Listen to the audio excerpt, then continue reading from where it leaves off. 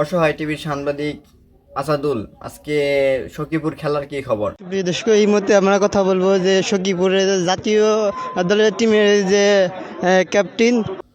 জাতীয় দলের captain এনুকা Coelho, আমি তো জানি তো ফুটবল টুর্নামেন্টের খেলা চলতেছে।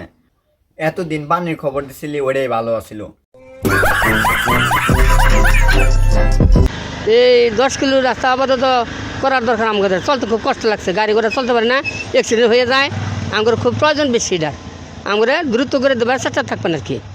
চাচা হয়তো জানে না, এই সাংবাদিকের ভাত খাওয়ার যোগ্যতাও নাই। এই ডালিম ভাই, তার সাথে আমরা একটু কথা বলবো। তো এই মুহূর্তে আপনার যে টিমে যে খেলা আজকে, হ্যাঁ, মাইক দিছে, ধরেন ধরেন ধরে নেন। কারণ এত বড় সাংবাদিক আপনার মাইক দিছে, আপনার তো মসজিদও 5 কেজি মিষ্টি দোনে দরকার।